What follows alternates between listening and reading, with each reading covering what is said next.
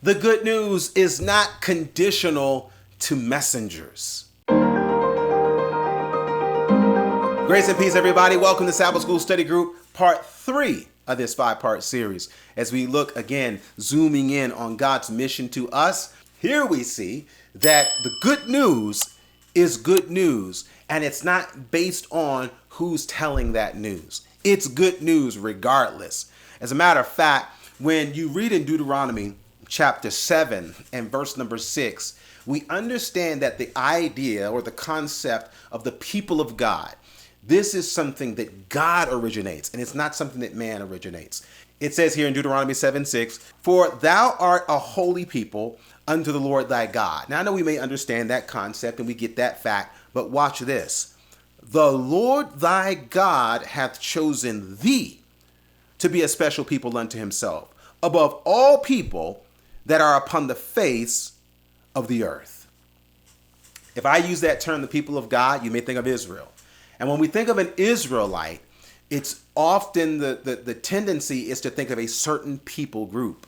And the idea that someone is called by God, that they had something to do with that calling, that's not biblical. This is telling us that yes, you may be called by God, but you're called by God. It's not a virtue in us. It's not a virtue in you. And the people of Israel were called by God. He made that choice. So if God does the calling, whoever he calls, that person is called. Makes sense, right?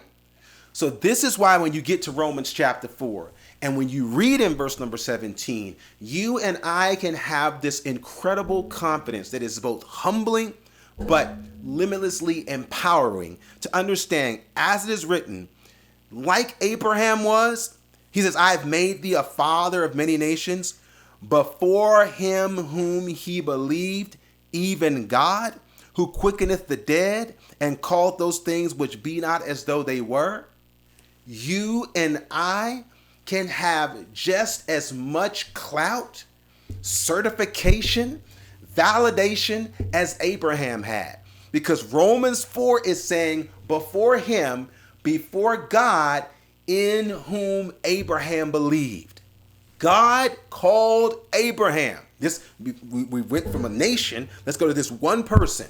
He called this one person because this one person believed in him. And he said, you know what? I'm going to make you a nation. Abraham did not ring God. Abraham didn't text God. God called Abraham, and he didn't ring him. He didn't email him. He got in his face and said, "You're my guy because you believe me even though you don't see my face."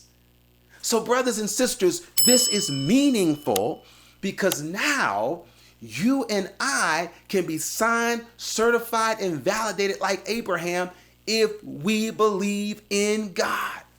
Jesus tried to get us to understand this. He tried to get us to look beyond culture and color. He even tried to get us to look beyond church and see him and him alone. He said, hey, y'all gonna be baptized in me alone.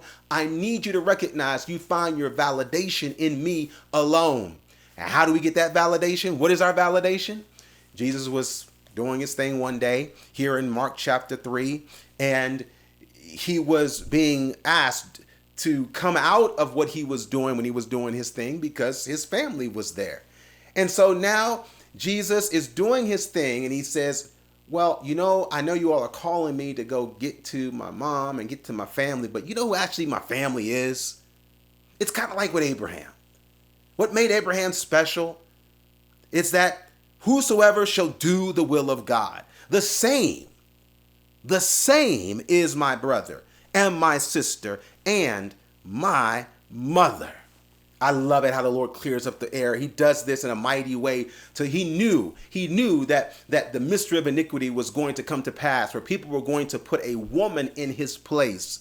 And people were going to substitute him with other things and other people. He knew that Mary was going to be deified. And so the Lord, through his prophetic ministry, says, just so you'll know that Mary was just a woman, yea, a good woman, but just a woman who believed in me.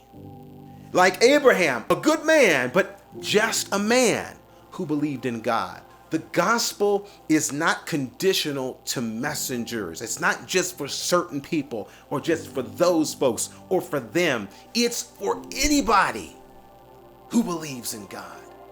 It's for anyone, Jesus says, who's willing to do the will of God.